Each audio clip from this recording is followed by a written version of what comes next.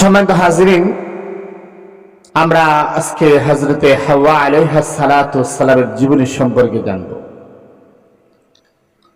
আল্লাহ রাব্বুল আলামিন হযরত আদম আলাইহিস সালাতু ওয়াস সালামকে বলেছিলেন, وَقُلْنَا يَا آدَمُ اسْكُنْ أَنْتَ وَزَوْجُكَ الْجَنَّةَ وَكُلَا مِنْهَا رَغَدًا حَيْثُ شِئْتُمَا وَلَا تَقْرَبَا هَذِهِ الشَّجَرَةَ فَتَكُونَا مِنَ الظَّالِمِينَ وَقُلْنَا يَا آدَمُ اسْكُنْ أَنْتَ وَزَوْجُكَ الْجَنَّةَ হে আদম, ইয়া আদম উসকুন, আল্লাহ রাব্বুল আলামিন আদম আলাইহিস সালাতু ওয়াস সালামকে বললেন, হে আদম, তুমি এবং তোমার স্ত্রী জান্নাতের মধ্যে থাকো এবং জান্নাতের ফল ফলাদি খাও, ভক্ষণ করো, আরামায়েশ করো। ওয়ালা তাকরাবা হাযিহিস শাজারাতা, এই গাছের কাছে যাইবা না। ফাতাকুনা মিনাজ জালিমিন, যদি গাছের কাছে যাও তাহলে তুমি জালিমদের অন্তর্ভুক্ত হইয়া যাইবা। সম্মানিত হাজিরিন, আল্লাহ রাব্বুল আলামিন আদম আলাইহিস সালাতু ওয়াস সালাম এবং হযরতে হাওয়া আলাইহাস সালাতু ওয়াস সালামকে জান্নাতের মধ্যে থাকার জন্য বললেন। আদম এবং হাওয়া যে জান্নাতের মধ্যে ছিলেন, এই জান্নাতটা হচ্ছে, মুফাসসিরিন ইকরামের ইখতিলাফ রয়েছেন। মুফাসসিরিন ইকরাম বলেন, আদম এবং হাওয়া যে জান্নাতের মধ্যে ছিলেন, ওই জান্নাতটা হচ্ছে জান্নাতুল মাওয়া। আমরা মৃত্যুবরণ করার পরে মানুষ যে জান্নাতের মধ্যে যাইবে, ওই জান্নাতে আল্লাহ রাব্বুল আলামিন থাকতে দিয়েছিলেন। তো আদম আলাইহিস সালাতু ওয়াস সালাম জান্নাতের মধ্যে থাকতেছেন, আরাম আয়েশ করতেছেন, কিন্তু আদম আলাইহিস সালাতু ওয়াস সালামের ভালো লাগছিল না। আল্লাহ রাব্বুল আলামিন অন্তর্যামী, আল্লাহ অন্তরের কথা জানেন, বুঝতে পারলেন আদম আলাইহিস সালাতু ওয়াস সালামের একা একা ভালো লাগে না। অথবা আদম আলাইহিস সালাতু ওয়াস সালাম জান্নাতের মধ্যে ঘুমিয়েছিলেন। আল্লাহ রাব্বুল আলামিন আদম আলাইহিস সালাতু ওয়াস সালামের বাম পাজরের হাড় থেকে হযরতে হাওয়া আলাইহিস সালাতু ওয়াস সালামকে সৃষ্টি করলেন। আদম আলাইহিস সালাতু ওয়াস সালাম জান্নাতের মধ্যে ঘুমিয়েছিলেন। ঘুমন্ত অবস্থায় আদম আলাইহিস সালাতু ওয়াস সালামের বাম পাজরের হাড় নিলেন। আর নেওয়ার পরে আবার আদম আলাইহিস সালাতু ওয়াস সালামের ওই জায়গাটা, রক্ত মাংস হাড্ডিগুলোকে আবার লাগিয়ে দিলেন। আদম আলাইহিস সালাতু ওয়াস সালাম আবার পূর্বের মতো হয়ে গেল। আদম আলাইহিস সালাতু ওয়াস সালাম কোন ধরনের কোনো কষ্ট অনুভব করতে পারেনি। তাফসীরের কিতাবাদের মধ্যে লেখেন, যদি আদম আলাইহিস সালাতু ওয়াস সালাম তিল পরিমাণ কষ্ট পাইতেন, তাহলে কোন পুরুষ কোন নারীকে কখনো ভালোবাসতো না। তারপর আল্লাহ রাব্বুল আলামিন ওই হাড় থেকে হাওয়া আলাইহাস সালাতু ওয়াস সালামকে সৃষ্টি করলেন। হযরতে হাওয়া আলাইহাস সালাতু ওয়াস সালামকে সৃষ্টি করার পরে আদম আলাইহিস সালাতু ওয়াস সালাম যখন ঘুম থেকে জাগলেন, আদম আলাইহিস সালাতু ওয়াস সালাম ঘুম থেকে জাগার পরে হযরত হাওয়া আলাইহিস সালাতু ওয়াস সালাম এবং আদম আলাইহিস সালাতু ওয়াস সালামকে ফেরেশতারা হযরত আদম আলাইহিস সালাতু ওয়াস সালামকে সম্বোধন করে বললেন, হে আদম। উনিকে আদম আলাইহিস সালাতু ওয়াস সালাম বললেন, উনি হচ্ছেন ইমরাতুন। তারপর আবার ফেরেশতারা জিজ্ঞেস করলেন, তার নাম কি? হযরত আদম আলাইহিস সালাতু ওয়াস সালাম বললেন, তার নাম হচ্ছে হাওয়া। ফেরেশতারা জিজ্ঞেস করলেন, হে আদম, তুমি যে বললা ইমরাতুন, মহিলা, এই ইমরাতুন তার নাম যে বললাম, এটার ইলম কিভাবে হইল, তো তুমি কিভাবে জানলা? আদম আলাইহিস সালাতু ওয়াস সালাম বলেন, মারউন মানে পুরুষ, যেহেতু মারউন থেকে সৃষ্টি করা হয়েছে, এ কারণে তার নাম হচ্ছে, তার পরিচয় হচ্ছে ইমরাতুন। আদম আলাইহিস সালাতু ওয়াস সালামের ইলম পরীক্ষা করার জন্য ফেরেশতারা এই প্রশ্নগুলো করতেছে। এরপর আবার জিজ্ঞেস করলেন, ওহে আদম, তুমি যে হাওয়া বললা, তার নাম যে বললা হাওয়া, এই ইলিমটা কিভাবে হইল? আদম আলাইহিস সালাম বলেন, হাওয়াই কারণে বলেছি, যেহেতু হাইয়ুন অর্থ জিন্দা, আর হাইয়ুন মানে জিন্দা, এই জিন্দা থেকে হযরত হাওয়া আলাইহিস সালামকে সৃষ্টি করা হয়েছে। এ কারণে আমি তার নাম বলেছি হযরত হাওয়া আলাইহিস সালাম। প্যারা হাজরিন, রাওয়ায়াতের মধ্যে আসছে, তোমার ফেরেশতারা জিজ্ঞেস করেন, ওহে আদম, এই হাওয়া আলাইহিস সালামের জন্য তোমার কি কোনো মহব্বত আছে কি? হযরত আদম আলাইহিস সালাম বলেন, ওহে ফেরেশতারা শুনো, হ্যাঁ, হাওয়া আলাইহিস সালামের জন্য আমার মহব্বত আছে, ভালোবাসা আছে।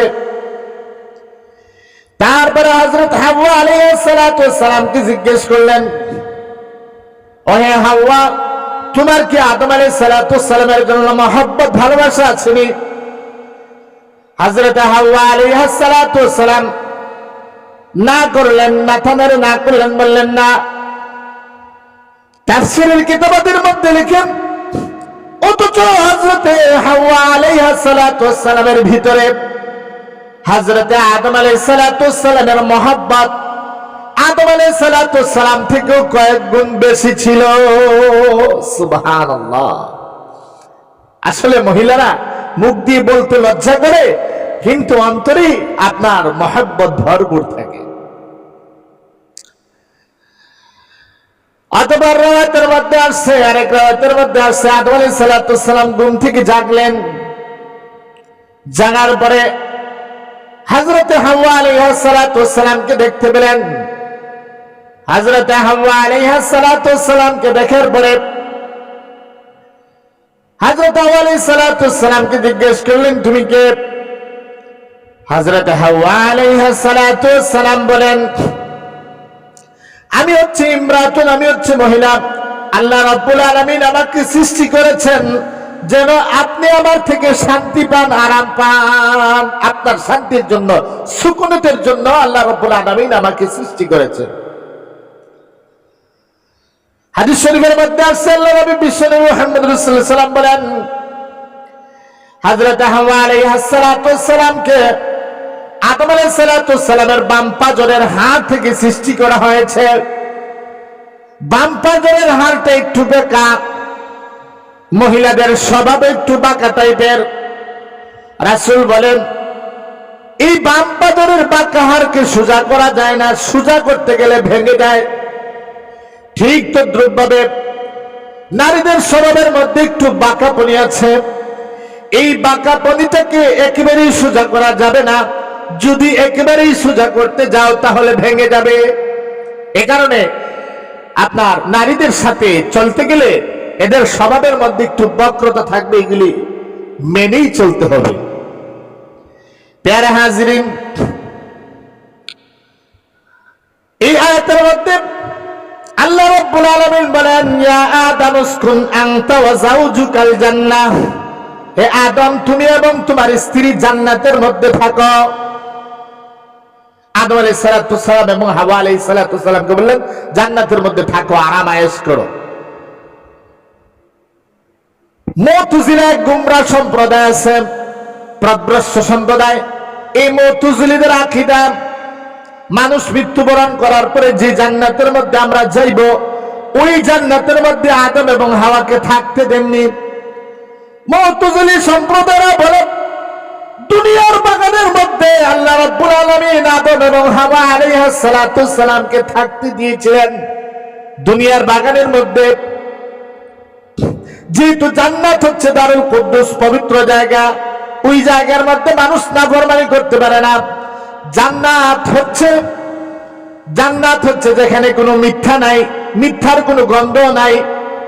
লা ইয়াসমাউনা ফিহা লাগওয়ান ওয়ালা কিযাবা, লা ইয়াসমাউনা ফিহা লাগওয়ান ওয়ালা তাসিমা। জান্নাতের মধ্যে কোন ধরনের ধোঁকা নাই, ধোঁকাবাজি নাই। শয়তান যেহেতু আদম এবং হাওয়াকে ধোঁকা দিয়েছিল, শয়তান যেহেতু মিথ্যা ওয়াদা করেছিল, আর শয়তান জান্নাতের ভিতরে প্রবেশ করতে পারবে না। আর জান্নাতের ভিতরে একবার কেউ যদি যায় ফিরে আর আসবে না, ওখানেই চিরকাল থাকবে। মুতাজিলি সম্প্রদায় বলে এর থেকে বোঝা যায় আল্লাহ রাব্বুল আলামিন আদম আলাইহিস সালাতু ওয়াসসালাম এবং হাওয়া আলাইহিস সালাতু ওয়াসসালামকে যে বলেছেন জান্নাতে থাকার জন্য, ওইটা মানুষ মৃত্যুবরণ করার পরে যে জান্নাতে যাইবে ওই জান্নাত নয়, দুনিয়ার কোন জান্নাত, দুনিয়ার কোন বাগান। মুফাসসিরিনে কেরাম তার জবাব দিয়েছেন ওখানে আলিম উলামা কেরামের পক্ষ থেকে, আহলে সুন্নাত ওয়াল জামাতের আলিম উলামাদের পক্ষ থেকে তার জবাব দেওয়া হয়েছে। আল্লাহ রাব্বুল আলামিন যে বলেছেন লা ইয়াসমাউনা ফিহা লাগওয়া ওয়ালা কিযাবা, লা ইয়াসমাউনা ফিহা লাগওয়া ওয়ালা তাসিমা ইল্লা কিলান সালামান সালামা। এইগুলি মানুষ মৃত্যুবরণ করার পরে জান্নাতে যাওয়ার পরের ওয়াদা আল্লাহ রাব্বুল আলামিন করেছেন। আর জান্নাতে যাওয়ার পরে ফিরত আসতে পারবে না, এই তো কায়দায় কোনো কুল্লিয়া নয়। কারণ বিশ্বনবী মুহাম্মদ রাসূলুল্লাহ সাল্লাল্লাহু আলাইহি ওয়াসাল্লাম জান্নাতের মধ্যে গিয়েছিলেন, আবার ফিরত এসেছিলেন। আর শয়তান যে জান্নাতে প্রবেশ করতে পারবে না, এটাও কোনো কায়দায় কুল্লিয়া নয়। কারণ এক সময় জান্নাতের চাবি শয়তানের হাতে ছিল। যখন শয়তান নাফরমানি করেছে তখন আল্লাহ রাব্বুল আলামিন তার হাত থেকে চাবি ছিনিয়ে নিয়েছেন। শয়তান যখন নাফরমানি করেছে তখন থেকে আল্লাহ রাব্বুল আলামিন চাবি ছিনিয়ে নিয়েছে। তাহলে বোঝা গেল মানুষ মৃত্যুবরণ করার পরে মানুষ যে জান্নাতের মধ্যে যাইবে ওই জান্নাতের মধ্যে আল্লাহ রাব্বুল আলামিন আদম এবং হাওয়া আলাইহিস সালাতু ওয়াস সালামকে থাকতে দিয়েছিলেন। হ্যাঁ, এই থাকাটা ছিল সাময়িক থাকা। আর না হয় আল্লাহ রাব্বুল আলামিন ওয়ালা তাকরাবা হাযিহি শাজারাতা বলতেন না, যে গাছের কাছে যেও না। আল্লাহ রাব্বুল আলামিন যেহেতু বলেছেন ওয়ালা তাকরাবা হাযিহি শাজারা, এই গাছের কাছে যেও না, তাহলে আল্লাহ রাব্বুল আলামিন এখানে এটা দ্বারা মাকসুদ হচ্ছে যে এখানে চিরকাল থাকার জন্য নয়। হে আদম, হে হাওয়া, তোমরা যে এখানে চিরকাল থাকবে তা নয়। যদি চিরকাল থাকার জন্য ওখানে আল্লাহ রাব্বুল আলামিন তাদেরকে দিতেন তাহলে কোনো কিছু নিষিদ্ধ করতেন না। এখন প্রশ্ন জাগে, আল্লাহ রাব্বুল আলামিন যে বলেছেন ওয়ালা তাকরাবা হাযিহি শাজারাতা, হে আদম এবং হাওয়া তোমরা এই গাছের কাছে যেও না, অর্থাৎ এই গাছের কোনো ফল তোমরা ভক্ষণ করো না। হযরত আদম এবং হাওয়া আলাইহিস সালাতু ওয়াস সালাম কি নিষিদ্ধ করেছিলেন এই গাছ? এই গাছটা কোন গাছ? মুফাসসিরিনে ইকরামের মধ্যে riwayতের মধ্যে ভিন্নতা আসছে।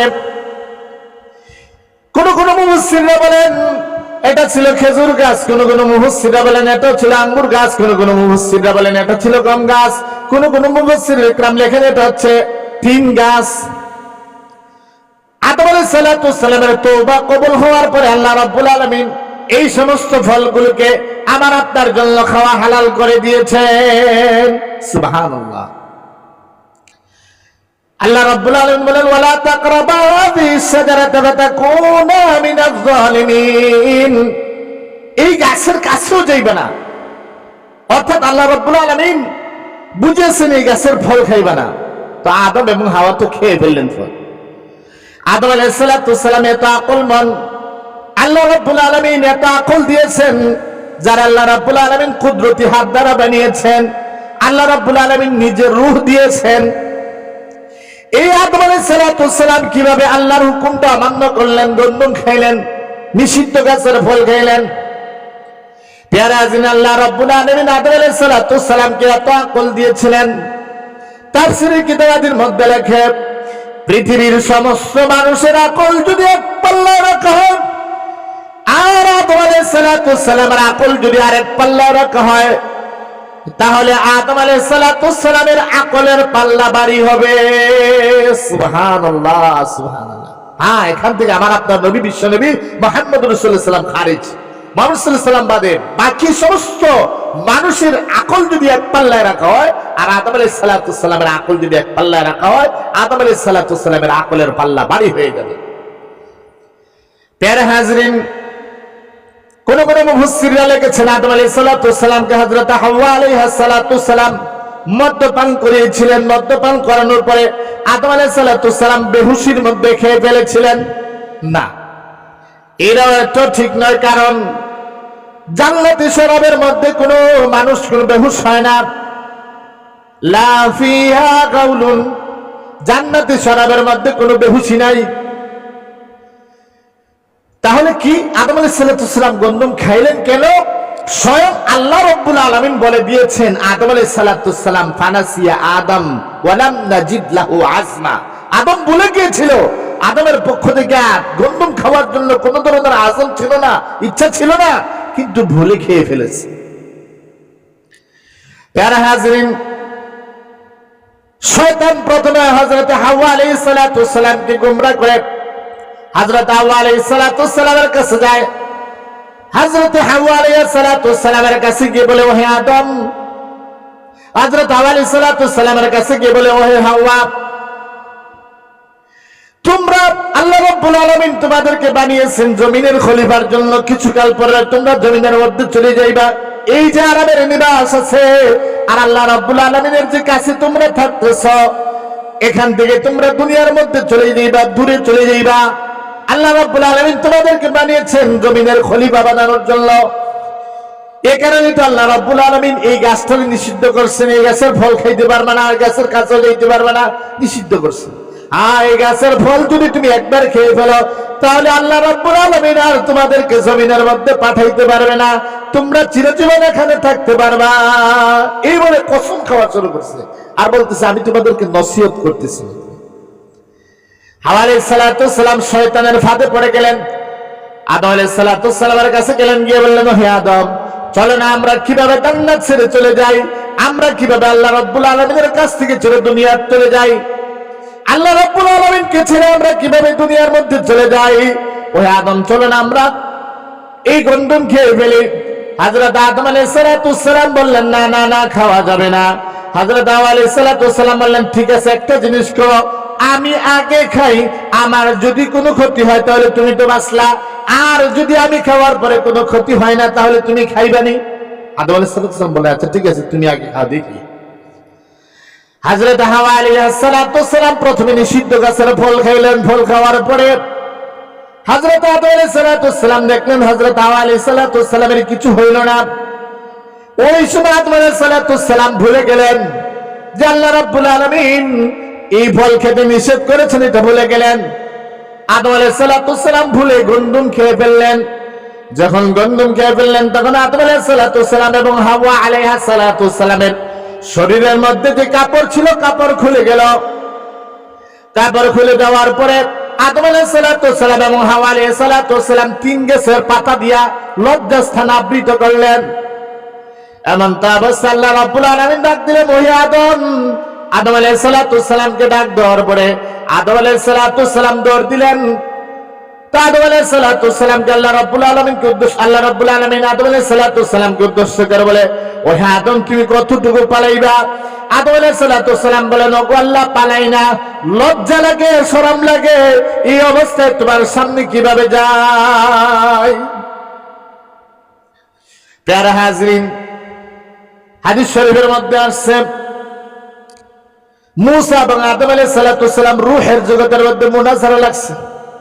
মুসা আলাইহিস সালাম আদম আলাইহিস সালামকে পেয়ে বলতেছেন, হে আদম, আল্লাহ রাব্বুল আলামিন আপনাকে কুদরতি হাত দ্বারা সৃষ্টি করেছেন। আল্লাহ রাব্বুল আলামিন আপনাকে ফেরেশতার দ্বারা সিজদা করিয়েছেন। আল্লাহ রাব্বুল আলামিন আপনার ভিতর রূহ দিয়েছেন। আল্লাহ রাব্বুল আলামিন আপনাকে জান্নাতের মধ্যে থাকার জন্য জায়গা দিয়েছেন। ওই আদম, যদি আপনি এই খাতিয়া করতেন না, নিষিদ্ধ গাছের ফল খাইতেন না, তাহলে আজকে আমাদেরকে জমিনের মধ্যে আসতে হতো না, আর আমাদের কষ্ট ভোগ করতে হতো না। আদম আলাইহিস সালাম হযরত মুসা পয়গম্বরকে উদ্দেশ্য করে বলেন, ওহে মুসা, শোনো, আল্লাহ রাব্বুল আলামিন তোমাকে নির্বাচন করেছেন, নবী বানিয়েছেন। আল্লাহ রাব্বুল আলামিন তোমাকে তাওরাত দিয়েছেন। আল্লাহ রাব্বুল আলামিনের সাথে তুমি কালাম করেছো, তুমি কালিমুল্লাহ, মুসা কালিমুল্লাহ। ও মুসা, আল্লাহ রাব্বুল আলামিন তোমাকে খুবই কাছে নিয়েছেন। আল্লাহ রাব্বুল আলামিন তোমাকে তাওরাত দিয়েছেন। আমি যে গন্ধম খেয়েছি, এটা তুমি কোথায় পেয়েছো? হযরত মুসা আলাইহিস সালাম বলেন যে আমি তাওরাতের মধ্যে পেয়েছি। তখন মুসা আলাইহিস সালামকে উদ্দেশ্য করে বলে, ওহে মুসা, এই তাওরাত কবে লেখা হয়েছে? তখন মুসা আলাইহিস সালাম বলেন, এই তাওরাত লেখা হয়েছে আদম আপনার আরো সৃষ্টির 40 বছর পূর্বে। আপনার আরো সৃষ্টির 40 বছর পূর্বে তাওরাত লেখা হয়েছে। তুমি তাওরাতের মধ্যে পেয়েছো আমি গন্ডুম খাবো, গন্ডুম খেয়েছি, খাওয়ার পরে জান্নাত থেকে আমাকে বাহির করে দেওয়া আছে। অথচ এই তাওরাতটা লেখা হয়েছে আমারও সৃষ্টির 40 বছর পূর্বে। বোঝা গেল যেই জিনিসটা আমার সৃষ্টির 40 বছর পূর্বে লেখা হয়েছে ওই জিনিসটা আমি আমার সৃষ্টির পরে করেছি, এতে আমার কি দোষ বলো? আল্লাহ নবী বিষ্ণু সাল্লাম বলেন আদম আলাইহিস সালাতু সালাম মুনাজারার মধ্যে আদম আলাইহিস সালাতু সালাম মূসা আলাইহিস সালাতু সালামের উপরে জয়ী হয়ে গেলেন। সুবহানাল্লাহ। আসলে ফল ভক্ষণ করার মধ্যে আদম আলাইহিস সালাতু সালামের তিল পরিমাণ দোষ ছিল না। যেটা আগে লেখা হয়েছে ওইটা আগে আদম আলাইহিস সালাতু সালাম করেছেন, এখানে আদম আলাইহিস সালাতু সালামের কোনো দোষ নাই। আল্লাহ রাব্বুল আলামিন নবীদের পয়গম্বরদের দুষ্টুটি বর্ণনা করা থেকে আপনাকে আমাকে হেফাজত করুক।